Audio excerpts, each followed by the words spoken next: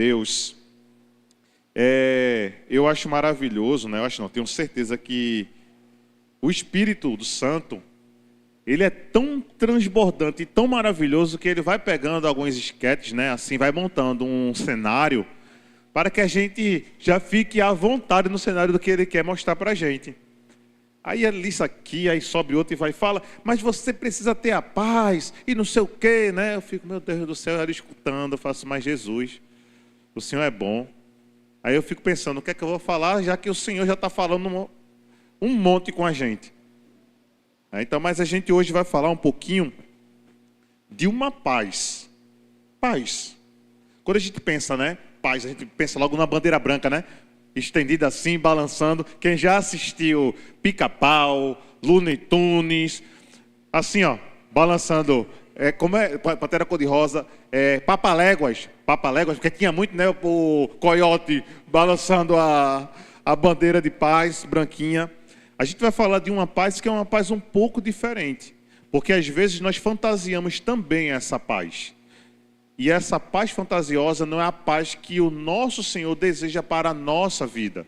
A paz fantasiosa é a paz que o mundo quer oferecer para nós. No cumprimento da palavra,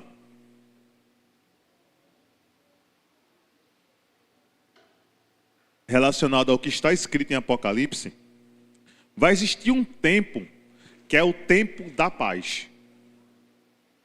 Vê que coisa, né? Que coisa. Só que essa paz é uma paz promovida pelo anticristo. Que coisa estranha, né? Então, o anticristo, quando ele vier, ele vai zelar por uma paz mundial. É uma paz e literalmente, gente, vai ser uma paz que, caramba, não tem mais nada. Só que depois, a Bíblia apresenta que depois de 3 tempos, que seriam 3 anos, em alguns estudos colocam como isso, depois vem o inferno pessoa aqui. Você vai gozar de 3 anos, 3 anos e meio, um tempo em que, caramba, está tudo tranquilo. Mas quando passar esse tempo, acabou tudo. A Bíblia apresenta que as pessoas vão querer morrer e não vão poder. A Bíblia apresenta que mulheres não conseguirão ter filhos. Então é um período que a gente pensa que vai ser muito, mas muito enriquecedor, mas só que essa paz não é a paz que o nosso Senhor deseja para a nossa vida. Amém? Porque essa paz é a paz que o mundo dá. E eu queria que para nós iniciarmos, nós pudéssemos abrir a nossa Bíblia no Evangelho de João, capítulo 14, e nós iremos ler o versículo de número 27. Quando você encontrar esse capítulo e esse versículo, você vai ficar de pé em glorificação ao nome do Senhor, tá bom? Então, em honra ao nome do Senhor, você fica de pé quando você encontrar João 14, versículo 27.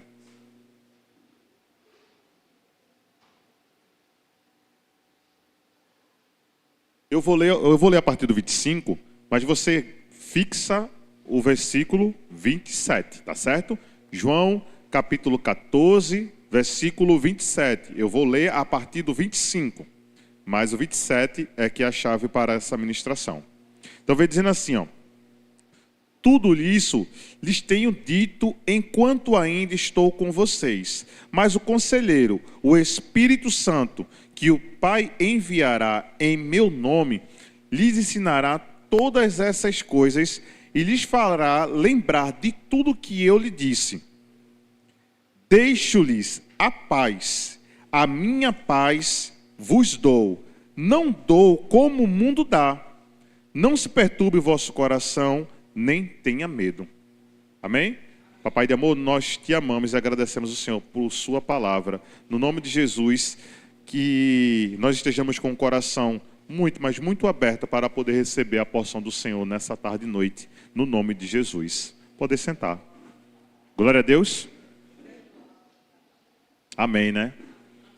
Quando a gente olha essa parte eu fico maravilhado, porque João 14 é uma preparação de Jesus para ir aos céus. Ele fala com os discípulos, dizendo que já completou a obra, e ele vem dando a direção. Ele diz: olha, eu estou indo para o meu Pai, eu estou preparando o lugar para vocês, vocês não se sentirão só com a minha ida, mas eu vou precisar ir para que o Pai mande em meu nome o Espírito dele. Porque até esse momento aí, até a morte de Jesus, não esse momento, mas até a morte de Jesus, não se existia, além de Jesus, uma pessoa que tivesse plenitude dentro do Espírito de Deus. Então imagina só como era uma vida. Hoje, se você olha para a sua vida, a Bíblia apresenta, depois da morte de Jesus, que o Espírito Santo faz habitação em nós, a partir do momento do sim para Jesus, amém? Agora imagine as pessoas que não tinham o Espírito Santo dentro. Já parou para imaginar?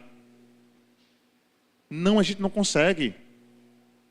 Sabe por que a gente não consegue? Porque a gente já vive numa época chamada o período, o momento da graça. Então nós temos um contato direto com Deus por meio de Jesus.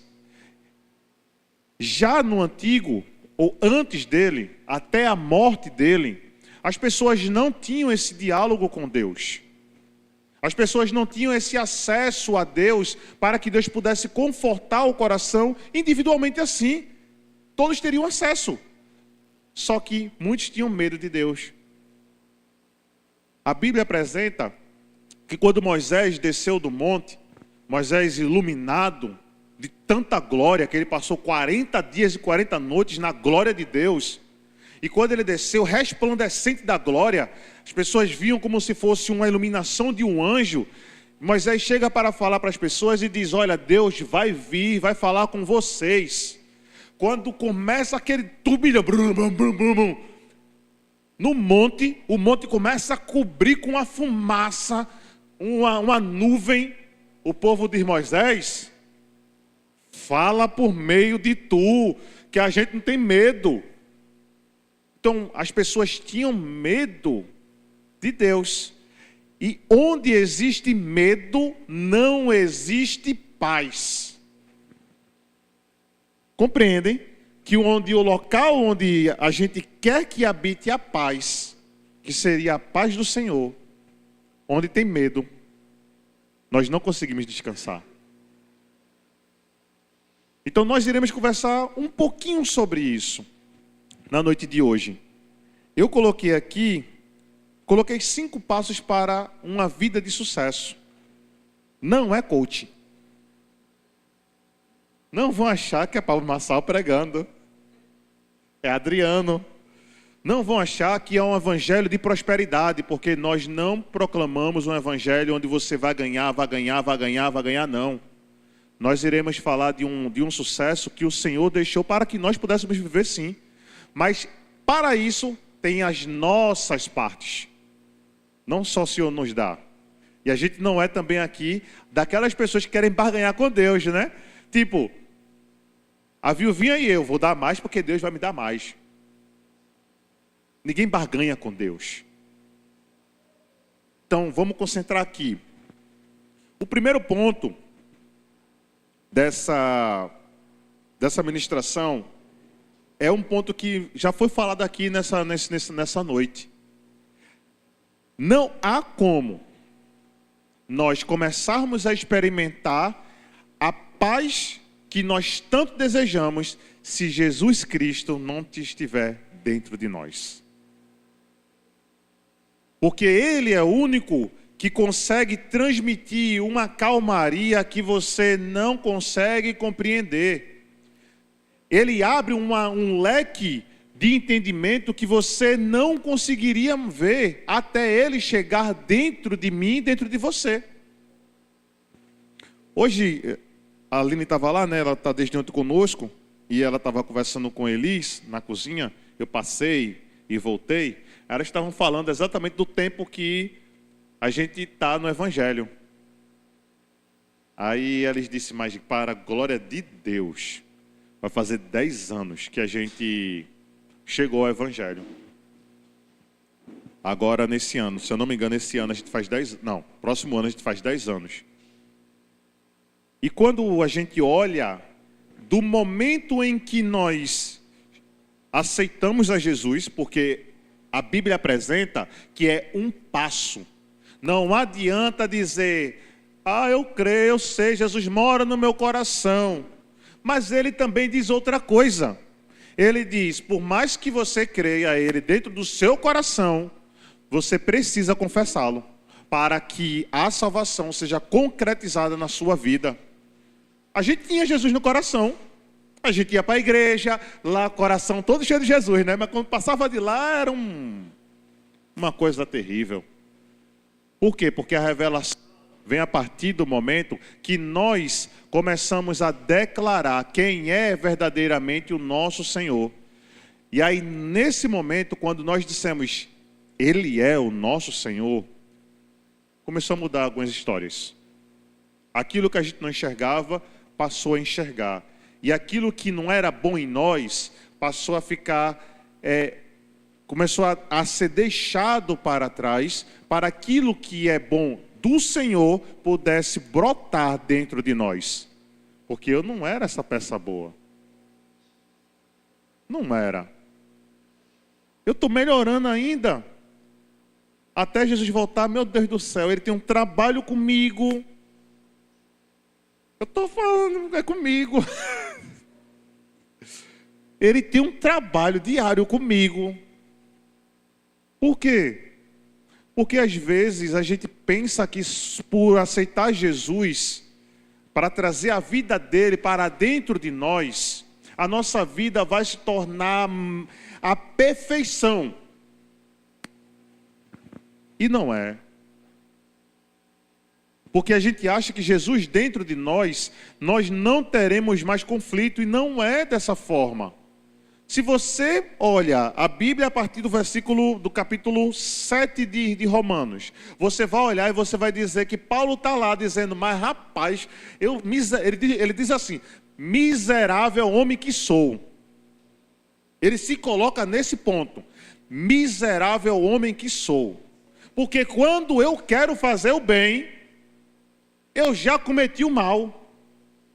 E quando eu penso em fazer o bem, o bem que eu não quero, assim eu faço. E aí você vê uma luta incessante de Paulo lá dentro, e dizendo, rapaz, isso quer dizer que Paulo não tinha Jesus dentro? Ele tinha. E era o passo crucial para ele encontrar o posterior do que Paulo encontrou, que foi a revelação na Revolução Luterana. Sabe o que foi? Uma palavra chamada graça. Porque nós não precisaríamos mais fazer penitência. Nós não precisaríamos mais ficar de joelhos para poder pagar por aquilo, achando que isso iria debitar as consequências do pecado que nós cometemos. Não era mais isso. Essa luta que eu e você passamos é uma luta em que Jesus venceu a consequência dela, que é a consequência do pecado. E esse pecado, ele habita em mim e você. Nós viemos com a raiz, uma essência pecaminosa, desde o Éden. E essa raiz pecaminosa tomou conta da nossa essência, não deixando que nós vivêssemos em paz.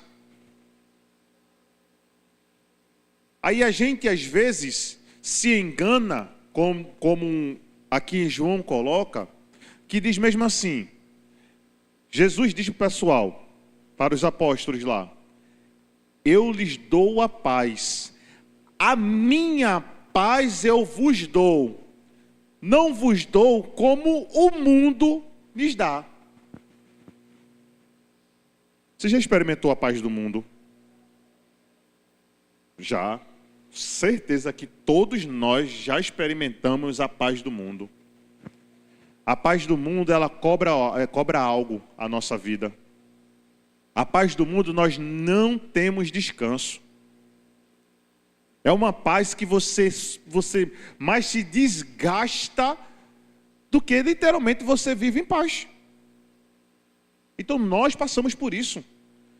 E o alerta para nós, depois de aceitar Jesus, é saber se o que Ele está conduzindo com a nossa vida, se nós literalmente estamos nos ambientes onde nós convivemos, se a paz ela está estabelecida.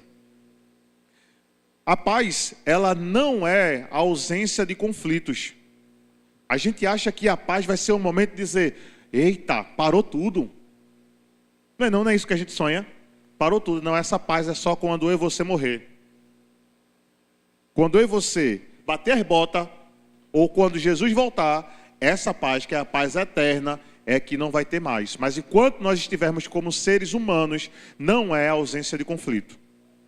E até mais, às vezes para nós conquistarmos essa paz, nós precisamos passar por um ambiente de conflito. Quando a gente vai remeter em algumas situações, se a gente olha hoje o ambiente que está existindo entre Ucrânia e Rússia, essa semana, foi ontem, aconteceu um ataque russo à Ucrânia, não foi isso? A gente deseja que a paz aconteça. E qual é a paz que a gente quer que aconteça lá? Que acabe a guerra.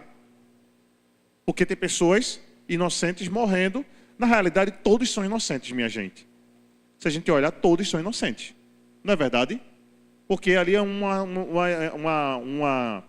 construção de uma briga, de uma guerra, que tem as suas situações políticas, nação e tal, que não tem a ver com a gente. O povo de Deus só ora para que o conflito encerre. Não que uma ganhe ou que outra perca. Não é isso. Então ali essa paz que está caracterizada para esse ambiente é uma paz que a gente quer sim que cesse o conflito. Mas conosco não é bem assim. Então Jesus, quando ele entra, conquistamos o primeiro passo da paz. A gente vai começar a enxergar os pontos que nós precisamos lutar. Porque a minha alma, ela era péssima. Ela não é boa. Não é boa. Mas ela era péssima. E agora eu vou começar a conquistar a minha alma. Ela vai ser conquistada até o final da minha vida? Nunca, que ela não se converte.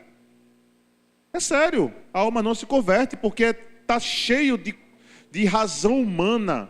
Então ela nunca vai se converter. O espírito é que vai para o Senhor. A alma ela não tem esse lugar. Amém até aí? Glória a Deus. Então, Jesus, se você não fez esse passo ainda, eu digo para você, a sua vida ainda não experimentou aquele ambiente de uma paz, de um fardo que existe que só Jesus consegue tirar. Só Ele consegue afastar esse peso que você ou eu estávamos sentindo ou estou sentindo. Amém? Eu coloquei primeiro, mas só que quando você escutar, não vá colocar como fosse uma ordem hierárquica, tá? Uma ordem crescente. O segundo ponto dessa ministração para que a gente viva uma vida de paz é chamada de viver uma vida com integridade. Tem muita gente vacilando nisso. E eu queria que nós pudéssemos abrir a nossa Bíblia em Gênesis 4, 8 e 9. Abra aí a sua Bíblia. Gênesis capítulo 4, versículo 8 e versículo 9. Nós vamos ver um cara sensacional. 4, 8 e 9. Perdão, não é 4 não.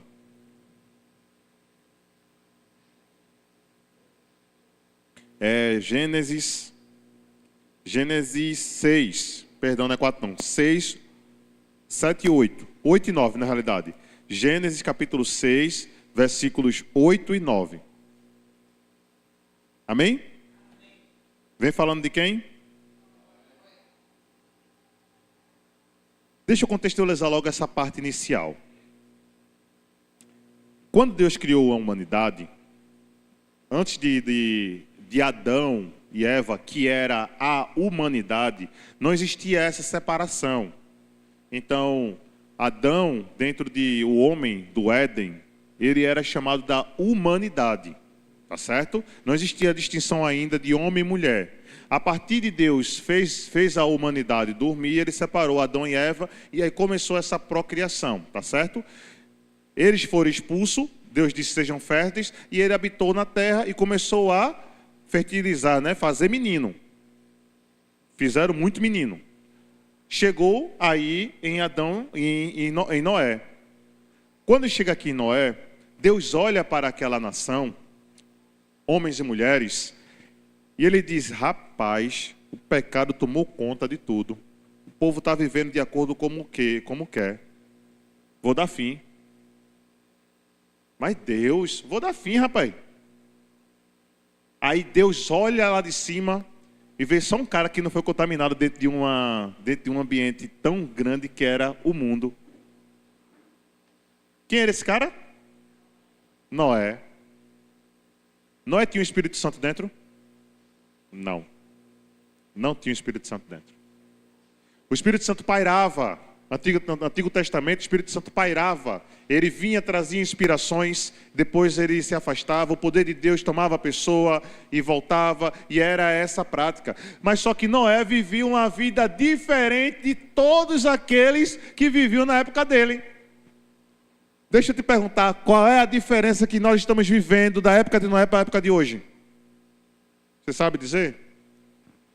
Quase nenhuma. Quase nenhuma. Agora, deixa eu perguntar outra coisa que ainda é mais séria. Será que nós estamos vivendo como Noé viveu? Aí é que dá um nó no juízo.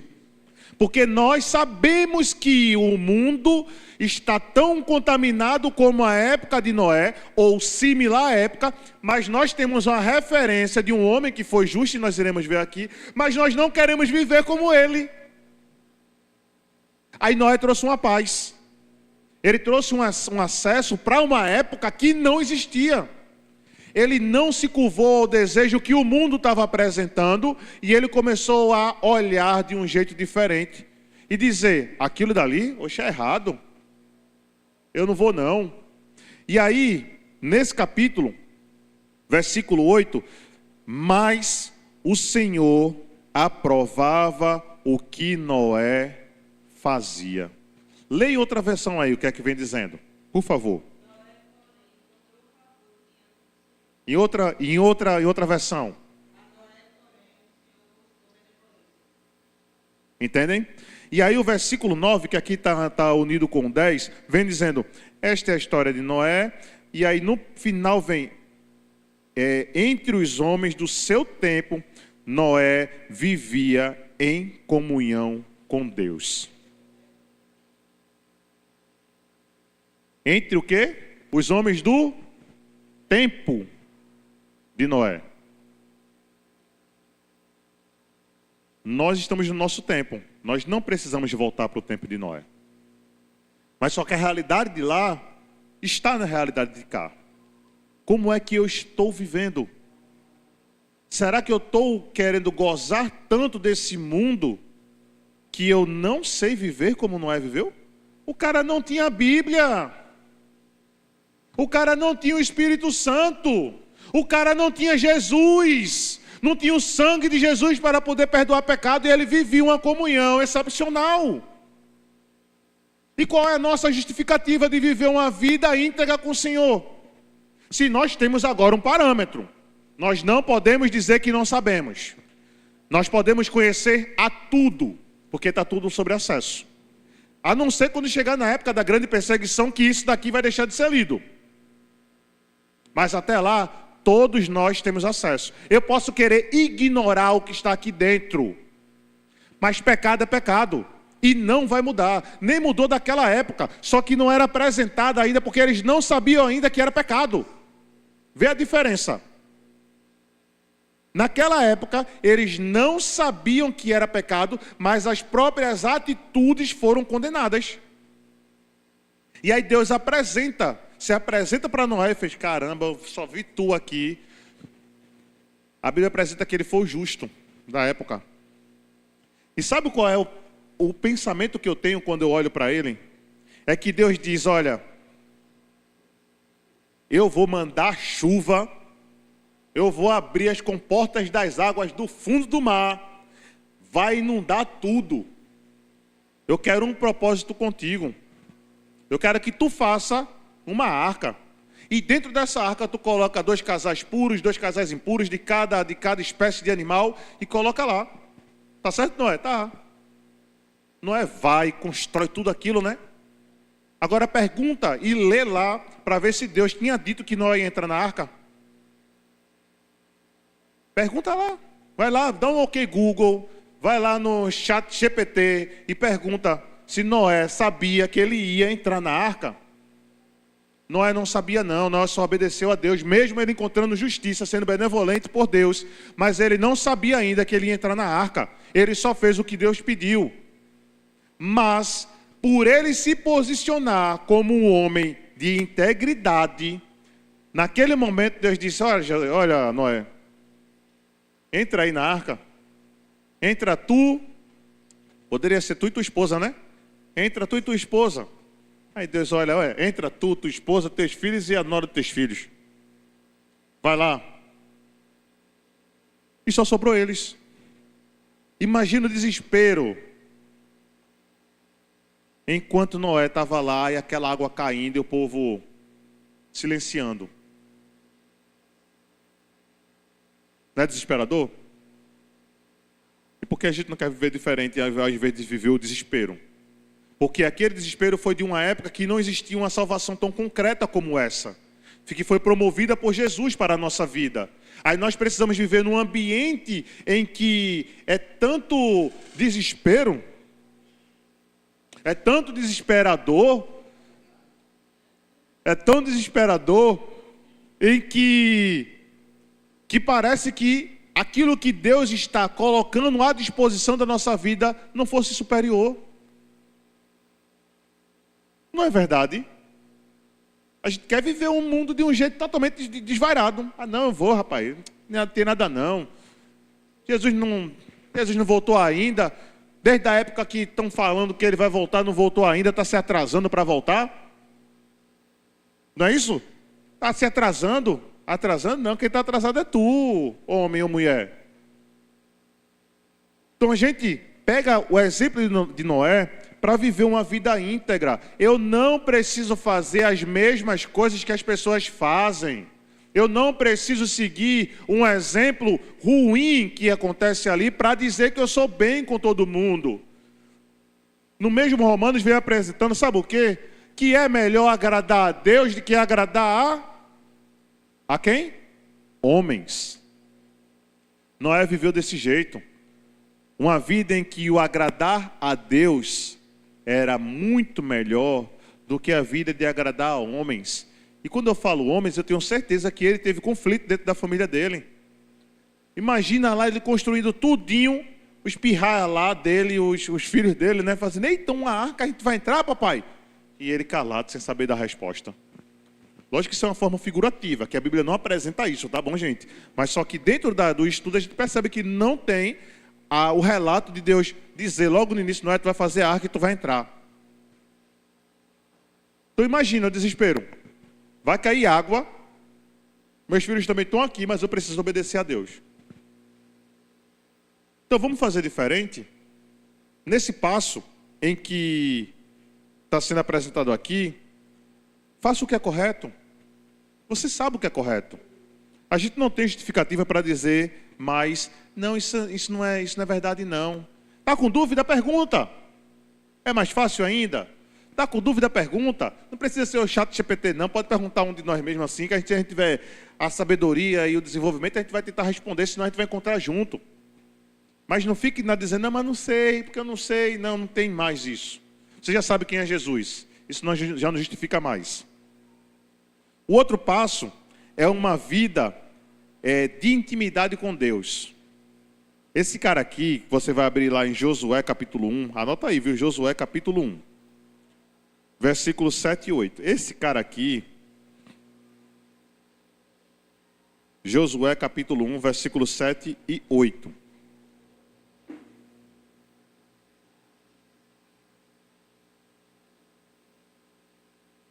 Josué capítulo 1, versículos 7 e 8. A gente fica buscando uma vida de sucesso, a gente fica buscando uma vida próspera, a gente fica atirando para todos os lados para que a nossa vida mude, mas não existe mudança também se não existir isso daqui que Deus pediu para Josué. Ele vem dizendo assim, ó, eu vou ler a partir do versículo 6, capítulo 1, versículos 7 e 8, mas eu vou ler a partir do 6, tá?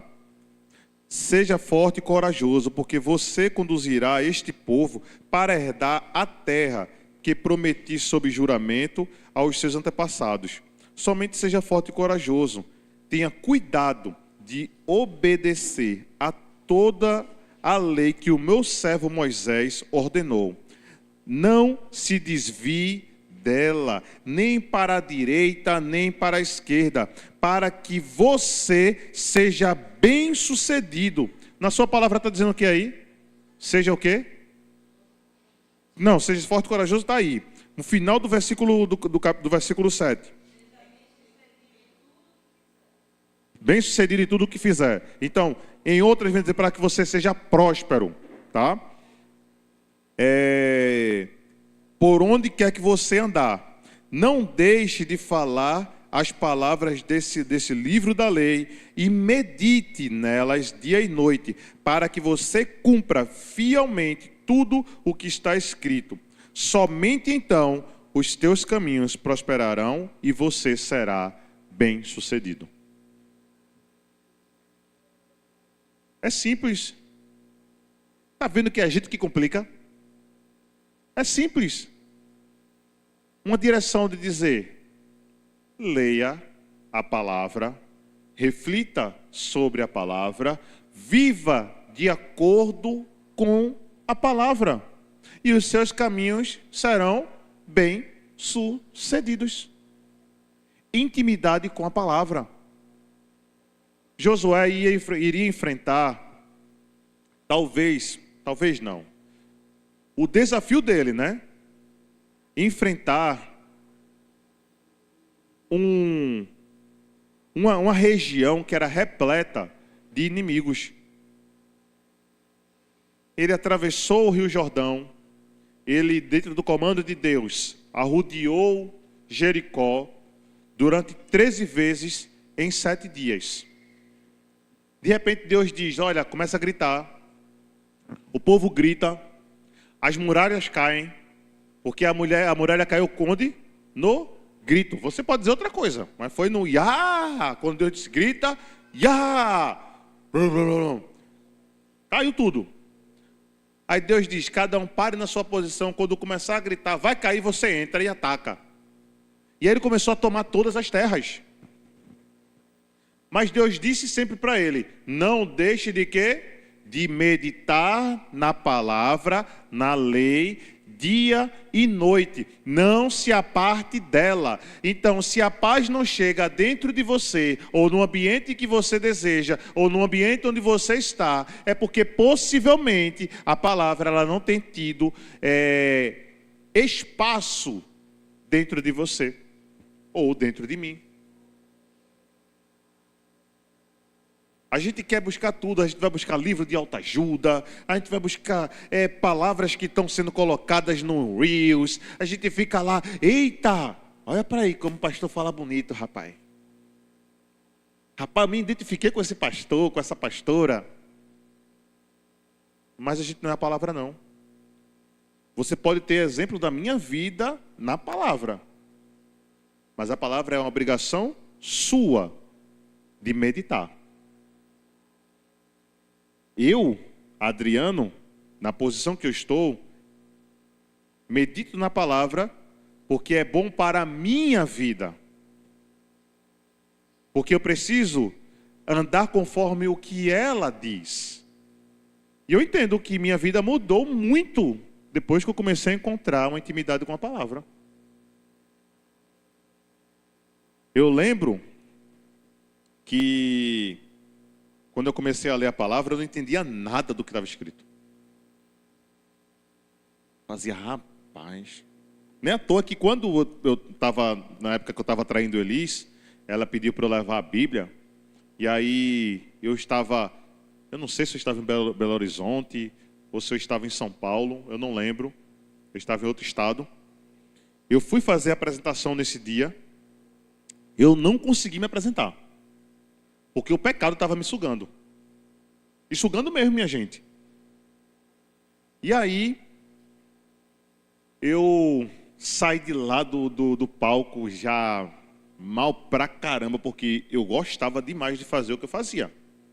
E eu fazia que era fazendo mesmo, viu? E aí eu cheguei no hotel. Aí eu estava com outro colega de quarto. Aí ele, negão, que ele me chamava de negão e não é preconceito não. Eu sou negro. Aí me sinto negro também. Então, ela disse, vamos dar uma volta? Aí eu fiz, pô, cara, quero não, tô com vontade não. Ele fez, vamos lá, meu irmão. Vamos lá, a gente toma um vinho e fica lá e faço, não vou não. A bendita da mulher, né? Ainda liga, diz, vamos embora? Eu faço, vou nada.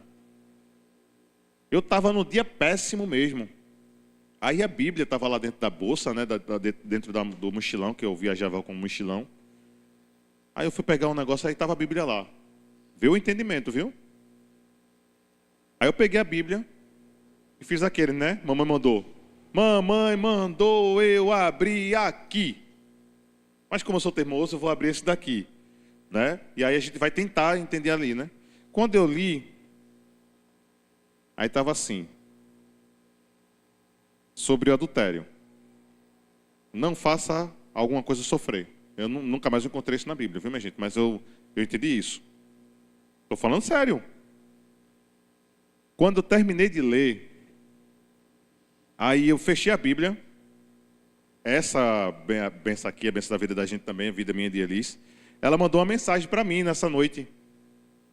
Ela fez, Dri, que ela me chama de Dri, né? Dri, eu estava orando. Tu não estás bem não, né? Aí eu fiz, tô não, Aline. Ela fez, o que é que está acontecendo? Eu faço nada não. Ela só disse, vou ficar orando por tu. Eu disse, tá bom, Aline. Aí eu fui, quando eu fui no caminho, viajando, voltando, sabe o que é que estava no desejo do meu coração? Acabar o casamento. Porque para mim, o meu entendimento foi que era para acabar o casamento, porque eu estava fazendo ela infeliz. Vê que lógica. A Bíblia mandou eu acabar o casamento? Tem dizendo isso na Bíblia? Não. Ele dá uns parâmetros sobre a traição, que a pessoa que foi traído, você pode sim pedir a carta de divórcio, porque Moisés, lá dentro daquele povo que fazia um monte de coisa aí, Moisés precisou trazer isso. Mas Jesus vem dizendo assim, que ninguém separe. E o rapaz, estou fazendo ela sofrer. Mas não era justificativa para pecar. Eu não estava preocupado com o sofrimento dela, não. Quem disse isso? Eu estava preocupado pelo meu desejo de pecar. Então a gente às vezes se engana quando está lendo alguma coisa, achando que eu vou passar. Não, é mentira. É um engano do inferno instalado na nossa mente para que a gente fique com dó da outra pessoa. Porque eu estava vindo para cá como fosse com dó dela. Mas quem estava fazendo era eu, peste. Eu era uma peste. Entende? E aí depois, quando eu fui ler a Bíblia, eu faço, rapaz, que coisa diferente. Eu comecei a ler, eu faço, Jesus do céu. Aí Provérbios, minha gente. A gente começou a ler junto. Tem uma seção de Provérbios que só fala do adultério. A gente lendo Provérbios e eu estou envergonhado por conta das palavras de adultério. A mulher adúltera, não se envolva, você que é jovem, quando você avistar da esquina, pega o caminho para o outro lado, viu? Porque se você cair no laço da mulher do adultério, você está literalmente daquele jeito. Então vem muitos. E eu fui, rapaz. E eu comecei a mudar algumas situações. Porque quando Josué meditava, eu acredito demais. Primeiro que, quando a gente olha Josué, nessa primeira chamada de Deus, a gente percebe que existiam alguns trabalhos que Deus precisava fazer em Josué, principalmente relacionado à motivação. Então, quando ele refletia na lei, que era o Pentateuco escrito por Moisés, ele tinha uma direção do que o povo de Israel podia e não podia fazer, e o que ele podia e não podia fazer também. Então ele conseguia conduzir o povo de uma maneira mais assertiva. Por quê? Porque as pessoas iam ver nele uma intimidade que existia com Deus. Porque Deus não tem como, não há como, melhor, recapitulando, não há como viver uma vida de intimidade com Deus sem ler a palavra. Não tem como. Mas eu oro tanto, pastor. Tá certo. Glória a Deus por sua vida. Mas se você não lê a palavra, você não é íntimo de Deus. Porque você não sabe como é que Deus fala? A palavra é Deus falando com você. Se você ora, você está falando. Não estou dizendo que você não escuta Deus não, tá? Em nome de Jesus. O que eu estou dizendo é que intimidade é quando a gente começa a ler a palavra, porque a palavra começa a sondar o nosso coração, ela começa a trazer à tona tudo que não presta na gente, a gente começa a colocar para fora e colocar tudo que é bom de Deus dentro da gente. Que coisa linda. Simples. Aí a gente corre do confronto da palavra. A palavra vai chegar e vai dizer, tu não presta, mas eu quero fazer tu prestar. Entende? Então, viva uma vida como Josué viveu, e a gente vai perceber que essa paz também vai ser instalada. E Josué, ele viveu uma paz dentro de um ambiente totalmente conflituoso. Porque foi um pega, minha gente. Depois você lê Josué até o capítulo 12, por aí, foi só luta. Não tinha um momento de descanso, não. Depois ele chegou no descanso. O outro ponto, esse daí já tem um grau a mais. A gente vai ler Filipenses 4, 12 e 13. Filipenses, capítulo 4, versículos 12 e 13.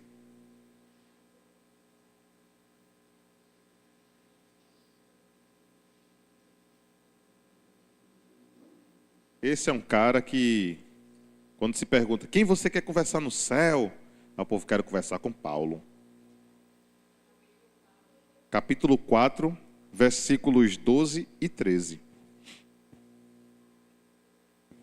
Essa daí, você anota aí que é viver pelo Espírito. Você vai conseguir essa paz, tá bom?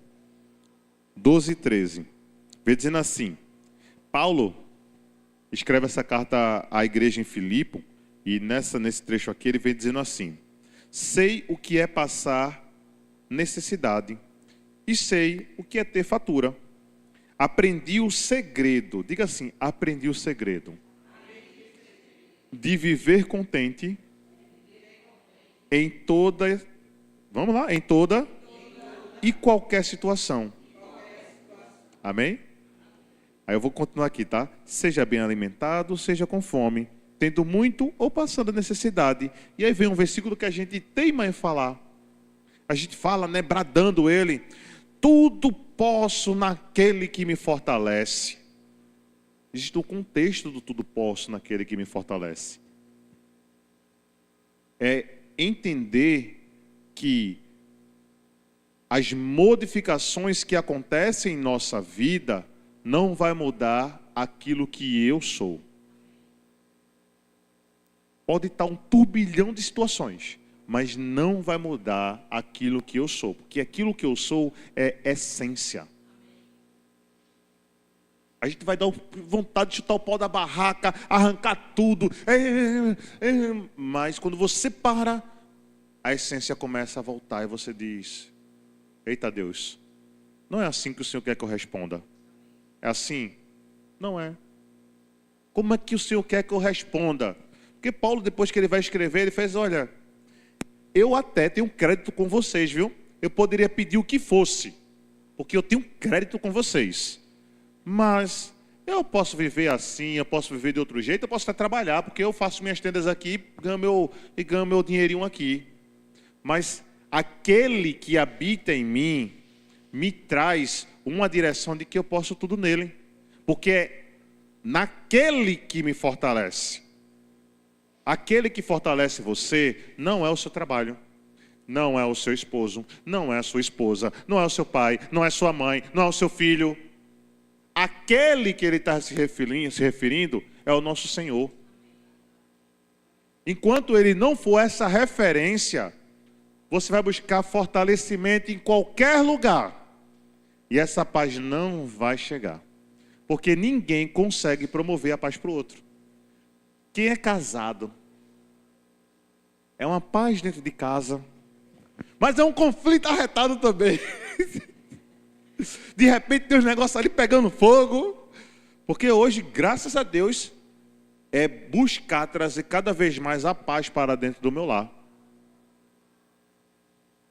Por mais que eu e Elis, nós chegamos com os seus 30 anos no Evangelho. 30 anos não, 32. Foi 32. 32 anos ao Evangelho. As meninas, Eloá, na realidade, Eloá, chupava esses 2 dedinhos assim, bem pequenininha, acho que tinha 1 ano, tinha completado 1 ano. E ela chegou à igreja. A Adriele já tinha uma construção maior, a Adriele já tinha 4 anos. A gente começou a mudar a nossa vida. Mas foi muito mesmo, e foi brusca a mudança. Porque quando Deus foi falando, a gente chutava o pau, às vezes brigava em casa, e era um negócio complicado. Mas fez a mudança. E a gente começou a promover para as meninas um ambiente totalmente diferente, né? Não que nós fôssemos muito complicado, porque a gente tinha uma vida que era uma vida muito de integridade. Eu sempre fui uma pessoa, quer dizer, já fui ladrão também, mas assim, dentro do que se propunha, eu nunca fui de estar virado à noite na rua, nunca fui de estar brigando, a gente nunca foi de estar brigando dentro do nosso lar, nunca teve essas discussões tão complicadas.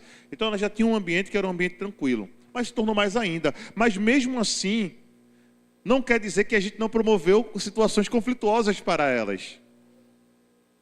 Porque por mais que você tenha a vida de princesa ou a vida de príncipe, os seus pais são os reis daqui da terra, você vai promover um ambiente conflituoso para os seus filhos. Você não é perfeito, não. Você não é perfeito, não. Nós não somos perfeitos.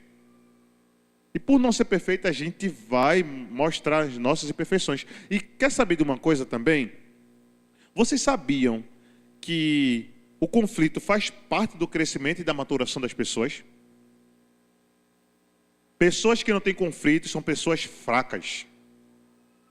Pessoas que não passam pelo ambiente de conflito não tem a ver com a paz, tem a ver com o conflito. Porque na paz existe o conflito para poder crescimento e maturação. Pessoas que não passam, é tipo... Eu vou colocar um exemplo. Meu pai, né? Ele chegou para mim, quando ele era vivo, ele disse mesmo assim, Adriano, sentado lá no sofá, lá no Zé do Pinho, ele fez, meu filho, eu estou pensando numa coisa. Eu falei, o que foi, pai? Ele fez, eu estou aqui pensando em terminar essa casa, que era a casa lá do Zé do Pinho, e fazer a parte de cima e a parte de baixo, colocar o nome de Eloá, no nome de Eloá, a casa de baixo, e na casa de cima, colocar na outra neta. E como vocês têm a casa lá, aí para Adriele, né? Aí eu fiz, por que você está pensando nisso? Ele fez, não, meu filho, só porque para poder fazer as coisas. Eu faço, olha, pai, eu respeito muito o que o senhor está dizendo, mas eu não concordo. O senhor me ensinou a trabalhar, não foi isso? Ele fez, foi. Meu pai, hoje eu tenho uma casa, hoje eu tenho um apartamento, hoje eu tenho um carro. O senhor viu quanto a gente suou para ter isso, tanto eu e minha esposa? Ele fez, vi. Então, o que eu quero dizer para o senhor é que as meninas não vão ter direito a isso, não. Elas vão lutar pelo delas. Eu vou estar junto com elas para poder apoiar elas na luta delas, mas fazer por elas eu não vou fazer. O que tem aqui, até o senhor, manhã e eu morrer, ainda é do senhor. Depois que o senhor e manhã falecerem, é meu. E pode ter certeza que não vai para o nome delas, não. Porque elas vão precisar construir a vida delas. Se eu facilitar a vida delas, elas não vão conseguir avançar. E elas vão ser tomadas pelo um momento de vida em que não precisa de esforço, porque o meu Pai pode me dar. Lembrando que eu não sou Deus. Lembrando sempre, não sou Deus. Deus é que pode dar tudo o que Ele deseja para a nossa vida. Por isso que quando eu iniciei a ministração, eu disse que tem a nossa parte para poder conquistar esse sucesso. Por isso que não é uma palavra coaching. Eu não estou aqui para motivar vocês dizendo que vocês vão ganhar, não. É para a gente mesmo, enquanto seres humanos, criar vergonha na nossa cara mesmo. De tal maneira a modificar a nossa estrutura de vida. Então, quando eu falei isso para ele, aí ele parou, olhou para a minha cara e fez: é mesmo, né, meu filho? Eu faço: pai, foi isso que o Senhor ensinou para a gente. E é isso que eu vou ensinar para elas. Então, ela sabe, facilito não. Ela diz: menino, mas é muito pequena. Eu faço: mas não facilito. Amo minhas filhas, sou um pai babão, brinco demais, amo demais, mas quando é para levar na real, a gente vai na real. Então, não tentem diminuir os conflitos das outras pessoas, não tentem diminuir os conflitos dos próprios filhos, porque eles vão precisar reagir aos conflitos deles. E quando a gente toma o problema do outro, a gente acaba se perdendo. Então não tomem o problema de ninguém para você. As pessoas precisam resolver os seus próprios problemas. Nós estamos aqui como auxiliadores, não fazedor ou resolvedor do problema do próximo. Deus nos chama para amar o próximo como a si mesmo. Isso não quer dizer que a gente vai resolver os problemas delas. Amém, povo santo? Amém? Então, esse é um momento em que Paulo, ele olha aqui e faz... viver pelo Espírito é saber que tudo que pode estar com dificuldade, tudo está acabando, está caindo, está...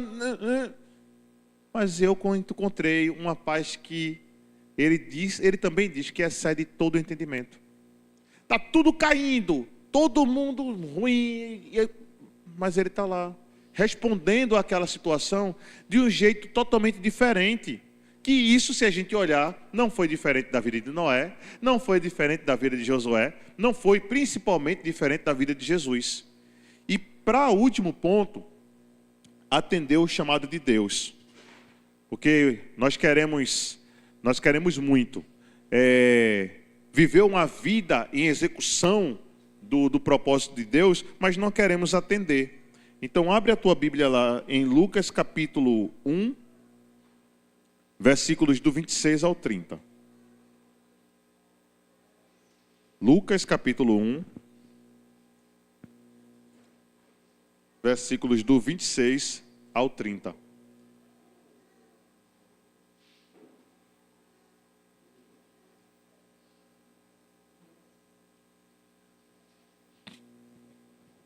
Eu acho uau, gente. Quando eu vejo essa parte daí, eu acho uau, tá? Uau. Porque é totalmente fora de faixa. Vem dizendo assim: no 6º mês, Deus enviou o anjo Gabriel a Nazaré, cidade da Galileia, a uma virgem prometida em casamento a certo homem chamado José, descendente de Davi. O nome da virgem era Maria.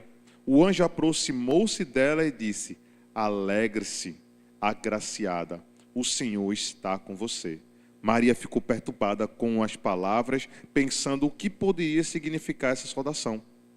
Mas o anjo lhe disse: não tenha medo, Maria, você é agraciada por Deus. Eu vou continuar, tá? Você ficará grávida e dará um filho, e lhe porá o nome de Jesus. Ele será grande e será chamado Filho do Deus Altíssimo. O Senhor Deus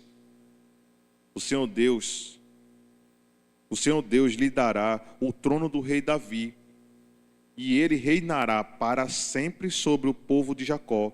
O seu reino jamais terá fim. E perguntou Maria: como acontecerá isso, se sou virgem? O anjo respondeu: o Espírito Santo virá sobre você, e o poder do Altíssimo o cobrirá com a sua sombra. Assim que ele há de nascer, será chamado Santo, Filho de Deus. E ele vem falando aí. Aí lá embaixo, no versículo 38, observa só. Respondeu Maria. Será que a gente responde muitas vezes assim? Sou serva do Senhor, que aconteça comigo conforme a sua vontade, ou a sua palavra.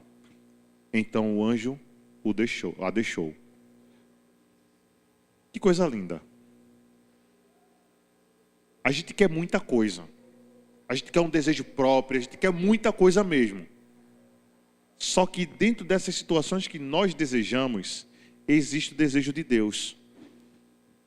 Será que nós estamos sensíveis o bastante para deixar de atender o nosso próprio desejo para atender o desejo de Deus? Porque imagina, primeira coisa sobre Maria, imagina a reputação dessa mulher. Num ambiente em que era um ambiente muito mais voltado às decisões de homens, voltados a todas as construções da lei. Uma mulher que estivesse grávida sem marido, ela era desquitada, era colocada no meio da rua, ela era desprezada. Agora a mulher grávida virgem. Quem vai acreditar, minha gente? Você acreditaria chegar sua mulher aqui e dissesse mesmo assim, eu estou grávida, eu sou virgem. Quer dizer, sai daqui, menino. Tenho certeza disso. Não era não? Era. Mas imagina, ela não é nem contrariar, ela atendeu um chamado que era diferente de tudo que podia acontecer naquela realidade. Deus só disse para ela, tu vai ficar grávida, vice? Minha gente, imagina só, Deus chegar para você e dizer, tu vai ficar grávida, aí vai fazer, mas com quem? Que eu nem casei ainda. Aí ela disse, não, é de Deus. Ela, meu Deus do céu, como assim? A Bíblia diz, ela aperta o bolso, ela ficou agoniada, minha gente, ela ficou, rapaz, ela deu uma surtada, ela deu uma surtada assim. E aí Deus disse, acalme, você é agraciada, Deus traz a essência dela. E aí ela diz o quê? Seja feita a sua vontade. E ela experimentou de uma paz que certeza, que ela não se encontrava em lugar nenhum. Por mais que o conflito viesse, porque José não sabia, depois Deus teve que falar com José, e toda aquela proteção que a Bíblia vem relatando no restante. Então, povo santo, que nós saiamos daqui hoje, entendendo que a chave para o sucesso da nossa vida já foi entregue às nossas mãos. Já foi entregue. Agora o esforço de girar essa chave é nossa. Não vai esperar Jesus virar essa chave mais não. As direções são claras. A gente pode se recusar a fazer e viver as mesmas vidas. O ciclo que se inicia e repete. Ah, mas por que isso daqui? A gente fica assim nesse loop infinito. E Deus doidinho, numa forma santa de falar, para que nós partimos, né, esse ciclo que nós nos colocamos. Então, vamos buscar isso. Nós não somos diferentes, quando eu falo em termos de decisões, nós não somos diferentes de Josué, nós não somos diferentes de Noé, nós não somos diferentes de Maria, nós não somos diferentes de Paulo. A única diferença que existe e sempre vai existir é entre nós e Jesus. Quando eu falo de quem Ele é, porque depois Ele se colocou dentro de nós. Então Ele nos elevou a um patamar de escolhas que a gente pode caminhar muito tranquilo em Jesus. Então vamos fazer essas escolhas. E a gente vai perceber como a nossa vida vai mudar. A nossa vida vai sim, a prosperar vai. Não é eu que estou dizendo não. É a palavra que está dizendo. Aquilo que não estava tendo sucesso vai ter? Vai ter. Porque é a palavra que está tendo.